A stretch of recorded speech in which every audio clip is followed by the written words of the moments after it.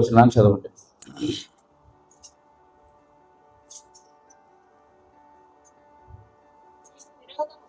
నీకు విరోధముగా రూపింపబడిన ఏ ఆయుధమును వర్ధిల్లదు. న్యాయ విమర్శలో నీకు దోషారోపణ చేయు ప్రతి వానికి నీవు నేరస్థాపన చేసేదవు. యెహోవా యొక్క సేవకుల నీతి నా వలన కలుగుచున్నది. మా పరిశుద్ధుడవు, ప్రేమ నమ్మకం కలిగిన మా గొప్ప తండ్రి, మీకు వందనాలు అయ్యా. గడిచిన సపాదినం నుంచి ప్రభా, ఈ యొక్క ఆదివారం రోజు మమ్మల్ని కాచి కాపాడిన విధానానికే మీకు వందనాలు ప్రభా. అయ్యా, ఇప్పుడు చదవని లేఖన భాగాలనైనా తండ్రి మాకును విడమర్చి కొద్ది నిమిషములు తండ్రి ప్రభా, మీ యొక్క ఆత్మశక్తి ద్వారా మాతో మాట్లాడమని, మీ యొక్క ఆత్మీయత్వం మమ్మల్ని నింపినని తండ్రి ప్రభా, మాకును కావాల్సిన జీవాహారం సమృద్ధిగా మా అందరికీ దయచేయమని మా రక్షకులను ప్రియకుమారుడైన యేసుక్రీస్తు వారి శ్రేష్టమైన నామం పేరిట అడిగి వేడుకుంటున్నాను తండ్రి, ఆమేన్. ఇప్పుడు మనం ఏం చదువుకున్నామా? నీకు విరోధముగా రూపింపబడిన ఏ ఆయుధమునో వర్తిల్లదు.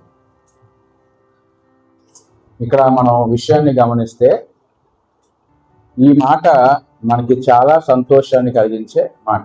ఏమంటే ఏమన్నా మనం ఇబ్బందులో ఉన్నా, ఏమన్నా కొద్దిగా బలహీనతల్లో ఉన్నా, ఏదన్నా నిందారోపణలో మనం ఎదుర్కొంటున్నప్పటికీ, ఒకవేళ ఈ మాట మనకి వాగ్దాన పూర్వకంగా వచ్చినా, లేదు ఎవరైనా సేవకుడు ఈ మాట మాట్లాడుతున్నప్పుడైనా మనం ఎక్కడైనా ఈ మాట వింటే మన మనసుకి, మన హృదయానికి చాలా సంతోషంగా ఉంటుంది. మనం దేని కొరకైతే ప్రార్థన చేస్తున్నామో, ప్రార్థన చేసిన తర్వాత ఆ ప్రార్థనకి సమాధానంగా ఒకవేళ ఈ వాగ్దానం కానీ వస్తే హృదయము, మనసు చాలా తేలికగా అనిపిస్తుంది. ఎందుకంటే నీకు విరోధంగా రూపింపబడిన ఏ ఆయుధము కూడా వర్తిల్లదు. అంటే మనకు వ్యతిరేకంగా ఎవరైతే ఏ పనులైతే మనకు వ్యతిరేకంగా జరుగుతున్నాయో వాటిని దేవుడు ఏం చేయని అంటున్నాడంటే వర్ధిల్లింప చేయని అంటున్నాడు. ఇక్కడ దాకా కథ బాగుంది. మరి ఈ మాట మన జీవితంలో నెరవేర్చబడాలంటే మనం కొన్ని కలిగి ఉండాలి.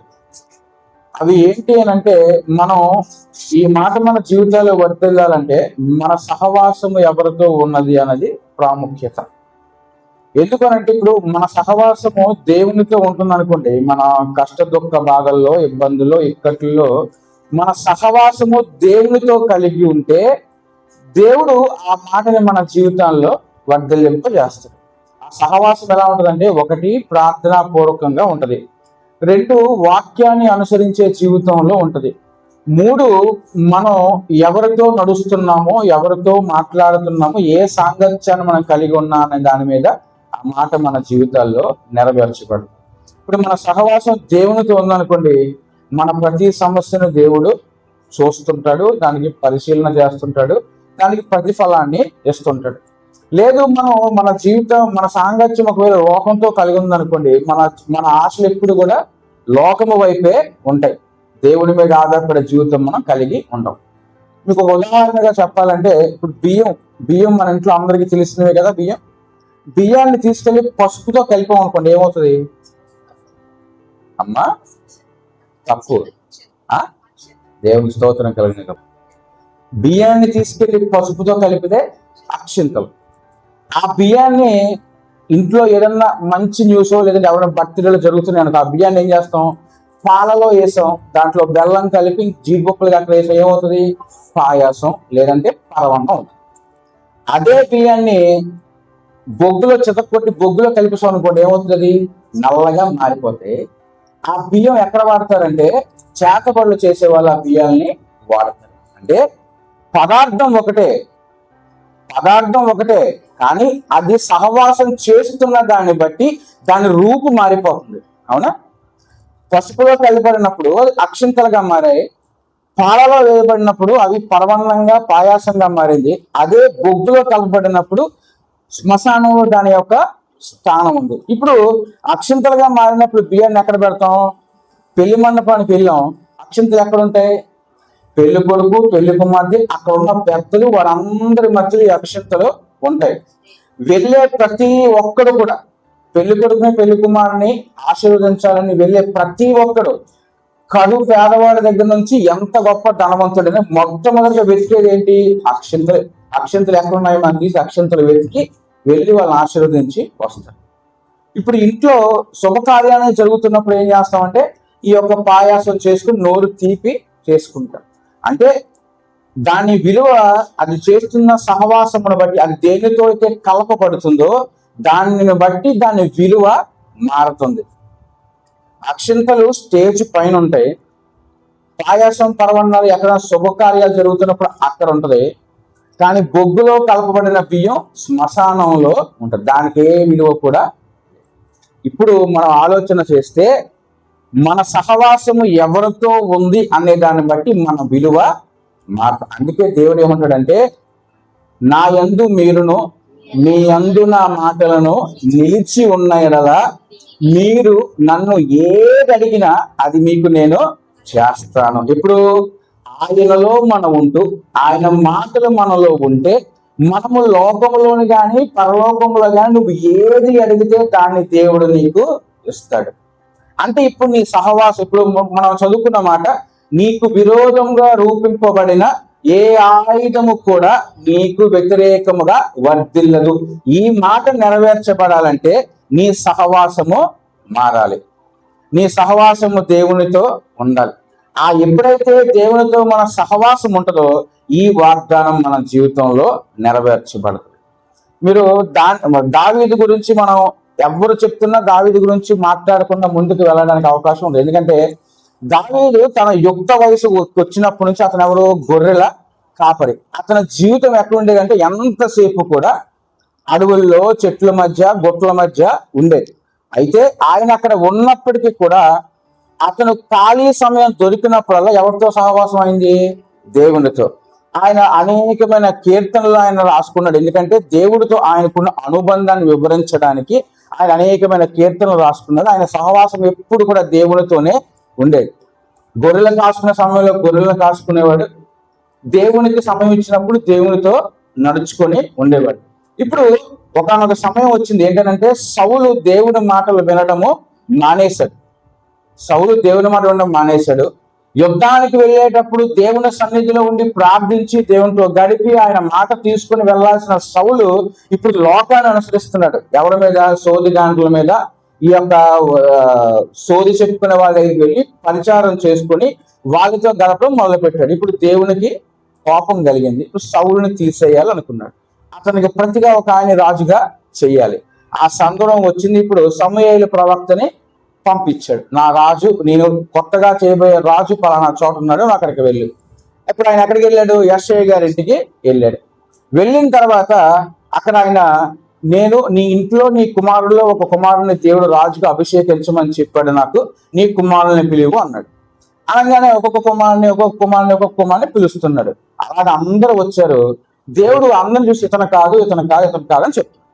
మరి ఇంకెవరు ప్రభు అంటే, ఇంకెవరైనా కుమారులు మిగిలి ఉన్నారేమో కనుక్కో అంటే దేవుడికి తెలియదా? దేవుడికి తెలుసు. అయితే అక్కడ దావీదు పట్ల దేవునికున్న అభిరుచిని తెలియజేయడం కొరకు ఏం చేస్తాడంటే, ఇంకెవరైనా మిగిలి ఉన్నారో అతను పిలువనగానే ఇప్పుడు ఇంకొకడు ఉన్నాడు, కడసారుడు ఒకడు ఉన్నాడు. ఆడు గొర్రెలు కాసుకుంటున్నాడు, అడవిలో ఉంటాడు. ఆడితో పెద్ద పని మనకి లేదు. మీరు అనుకున్న రూపురేఖలు కూడా ఆడి దగ్గర ఉండవు. కానీ ఎందుకు అడుగుతుందంటే, ముందు అతను కూడా పిలిపించు అని చెప్పి ఏమంటాడంటే, అక్కడ ఒక చక్కని మాట రాయబడింది ఏంటంటే, అతను వచ్చే వరకు మనము ఇక్కడనే కూర్చుండి ఉండేదము. మొదటి సమూయేలు గ్రంథం 16వ అధ్యాయము 11వ వచనం చదవండి.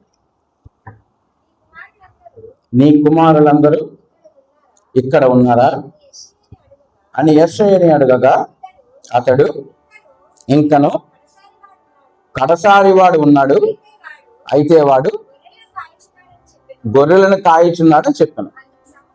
అందుకు సమూయేలు, నీవు వానిని పిలువనంపించుము, అతడు ఇక్కడికి వచ్చే వరకు. ఏమన్నాడట? అతడు వచ్చే వరకు కూడా మనం ఎక్కడే కూర్చుందాం. విషయాన్ని గమనించండి.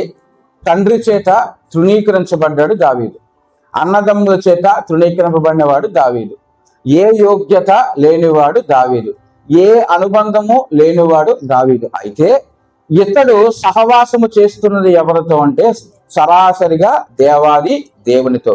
లోకము దృష్టిలో, తల్లిదండ్రుల దృష్టిలో, అన్నదమ్ముల దృష్టిలో దావీదు ఏ యొక్క అర్హత లేని వ్యక్తి.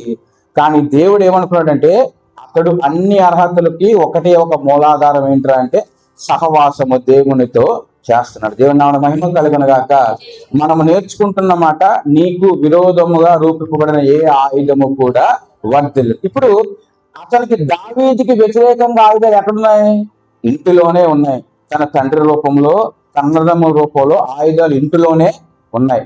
కానీ దేవుడు ఆ ఆయుధాలను దేన్ని కూడా వర్ధిల్లింపకుండా ఏం చేశాడంటే దావీదు వచ్చేంత వరకు కూడా సమూయేలుతో పాటు అందరూ అక్కడే కూర్చొని ఉండేలాగా దేవుడు నిర్ధారించుకున్నాడు. ఆయన దావీదుని దేవుని యొక్క రాయబారి ఎవరు?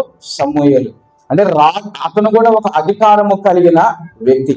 అంతటి అధికారం కలిగిన వ్యక్తిని కూడా దావీదు వచ్చేంత వరకు ఎదురు చూసేలాగా దేవుడు కూర్చోబెట్టాడు. దేవుడు నా మహిమ కలుగునుగాక.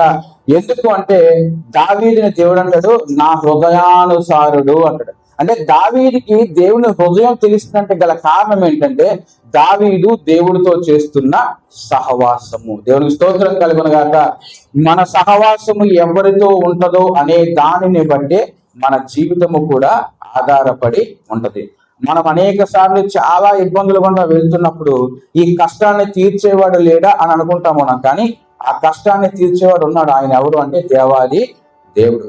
మన సహవాసం మారాలి, మన జీవితం మారాలి అంటే మనము దేవునితోనే సహవాసము కలిగి ఉండాలి. ఈ వాగ్దానంగా చూసుకోవడానికి బాగుంటది, కానీ అది చేయడమే చాలా కష్టమైన. మనం ప్రతి విషయంలో దేవునితో ఉన్నాం అనుకుంటాం, కానీ మనం దేవునితో ఉండలేకపోతాం. మీరు కరెక్ట్ గా మనం గమనిస్తే ఇస్కరియోతు యోధ ఎంతమందికి తెలుసు? ఇస్కరియోతు యోధ ఎంతమందికి తెలుసు? తెలుసా? అతను ఎవరు? యేసు ప్రభు వారి యొక్క 12 మంది శిష్యులలో ఒక శిష్యుడు. యోధాకి దేవుడిచ్చిన పోస్ట్ ఏంట్రా అంటే ట్రెజరరీ అంటారు కదా, డబ్బుని లెక్క పెట్టువాడు. స్తోత్రం, నాకు తెలివి సరిగ్గా రాదు. కోశాధికారి కదా. అంత మంచి స్థానంలో ఉన్నాడు ఇస్కరియోతు యోధ. అతను ఎవరితో తిరుగుతున్నాడు అంటే అతని సహవాసం ఎవరితో ఉంది? యేసు ప్రభు వారితో ఉంది. దేవుడు యేసు ప్రభు ఎక్కడ కూర్చొని తింటే అక్కడ ఇస్కరియోతు యోధ కూర్చొని తినేవాడు. ఎక్కడ ఉంటే, ఎక్కడ పడుకుంటే, ఎక్కడ నిలవబడితే, ఎక్కడ పరిచారానికి వెళ్తే, ఎక్కడ సువార్తకి వెళ్తే అక్కడ యేసు ప్రభుతో మాత్రమే తిరుగుతూ ఉండేవాడు ఇస్కరియోతు యోధ. ఆఖరికి అతని పరిస్థితి ఎలాగైపోయిందంటే ఇస్కరియోతు యోధ దేవునితో సహవాసం చేస్తున్నాను అనుకున్నాడు, కానీ లోకాశల్లో అతను ఉండిపోయాడు. ఆఖరిగా ఏం చేస్తుంటే దేవుడినే తీసుకెళ్లి 30 వెండి నాణ్యాలకు అమ్మేసేంతగా లోకానికి యోధ దాసుడైపోయాడు. దేవునితో ఉన్నంత వరకు చక్కగా తినడానికి తిండి, కట్టుకోవడానికి బట్ట, తిరగడానికి అన్ని సౌకర్యాలు కలిగి ఉన్నాడు. ఎప్పుడైతే దేవుడిని విడిచిపెట్టి లోకముతో సహవాసం మొదలు పెట్టాడో, డబ్బుతో సహవాసం మొదలు పెట్టాడు, అతను ఏమైపోయాడు? ఆఖరికి తనంతట తానే ఊరేసుకొని చచ్చిపోయాడు. అవునా కాదమ్మా? అంటే మన సహవాసం ఎవరితో ఉంటుందో మన ఆలోచన కరెక్ట్ గా చేస్తే మన జీవితం, మన బ్రతుకు అటు రీతిగా దేవుడు ఆశీర్వదిస్తాడు. దేవునికి స్తోత్రం కలుగునుగాక. మనం కూడా నిత్యము అనునిత్యము ప్రతి విషయంలో దేవుని సహవాసం కలిగి జీవించే వారిగా మనం ఉంటే అప్పుడు మన జీవితాల్లో ఎటువంటి ఆయుధాన్ని కూడా దేవుడు వర్ధిల్లింప చేయడు. ఒకవేళ మనం దావీదు దగ్గరికి వెళ్ళి అడగగలిగితే, దావీదా నీకు అంత ధైర్యం ఎక్కడిది, నీకు అంత జ్ఞానం ఎక్కడిది మనం అడగగలిగితే ఆడంటాడు, నేను దేవునితో సహవాసము కలిగి ఉన్నాను కనుక నా మార్గములన్నీ ఆయనకి తెలుసు. ఆయన నాకు నా కష్ట దుఃఖాల్లో, నా సుఖ సమయాల్లో కూడా దేవుడు నన్ను కాపాడగలుగుతున్నాడని ఇదే ధైర్యంతో ఎక్కడికి వెళ్ళాడంటే అందరూ ఇశ్రాయేలు ప్రజలందరూ కూడా ఒక్క ఫిలిస్తీయుడికి భయపడి నిలబడి ఆగిపోతే ఇతను మాత్రం ఆ ఫిలిస్తీయుల గొలియాతు ఎదురుగా నిలవబడి శబ్దం చేసినట్ట, నేను నిన్ను చంపేస్తానని. అతని ఎదురుగా అంత పెద్ద ఆయుధం నిలబడి ఉంది, కానీ దావీదు ఏ మాత్రం కూడా భయపడలా. ఎందుకంటే సింహాన్ని చంపినప్పుడు నాకు తోడున్న దేవుడు, ఎలుగుబంటిని చంపినప్పుడు నాకు తోడున్న దేవుడు, అదే దేవుడు నేను కలిగి ఉన్నాను కనుక ఇప్పుడు ఇతని మీద కూడా నాకు ఏం వస్తాడు? దేవుడు విజయాన్ని ఇస్తాడని విడిచిపెట్టాడు. ఒక్క రాయితో చంపేశాడు.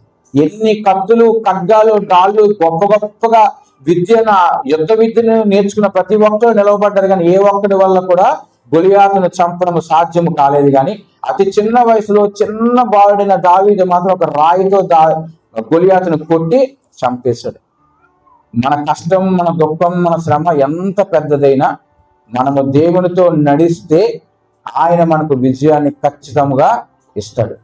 మనం చదువుకున్న మాట, నీకు విరోధముగా రూపింపబడిన ఏ ఆయుధము కూడా వర్ధిల్లదు. ఏదైనా సరే వర్ధిల్లదు. అది ఇంట్లో నుండి వచ్చినా, బయట నుండి వచ్చినా, మన స్నేహితుల దగ్గర నుండి వచ్చినా, మనము పనిచేస్తున్న ఆ యొక్క స్థలములో నుంచి మనకు కలిగినప్పటికీ కూడా దేవుడు వాటన్నిటిలో నుంచి మనకు విడుదలనిచ్చి, రక్షించి, బలపరిచి మనల్ని నడిపిస్తాడు. ఎందుకంటే మనము సర్వశక్తి గల దేవుణ్ణి మనం ఏం చేస్తున్నాం? కలిగి ఆయన ఆఖరి రక్త బొట్టు వరకు కూడా మన కొరకే కార్చి మనల్ని రక్షించాడు. కనుక అంత గొప్ప దేవుని కలిగి ఉన్న మనము ఏ భయానికి కూడా భయపడవలసిన అవసరం అయితే లేదు. నీ సాంగత్యము, నీ సహవాసమే ప్రాముఖ్యత. నువ్వు ఎవరితో సహవాసం చేస్తున్నావని ఈ రోజు నువ్వు జ్ఞాపకం చేసుకోగలిగితే దేవుడు మనల్ని ఆశీర్వదించి, బలపరిచి, దృఢపరుస్తాడు. కనుక ఈ వాగ్దానం మనందరి జీవితాల దేవుడు నెరవేర్చి బలపరుచునుగాక. ఆయన కృపలో మనం నడిపించి దీవించునుగాక. ఈ కొద్ది మాటలు మన వెనుకడుగా స్థిరపరిచి ఫలభరితంగా మార్చునుగాక.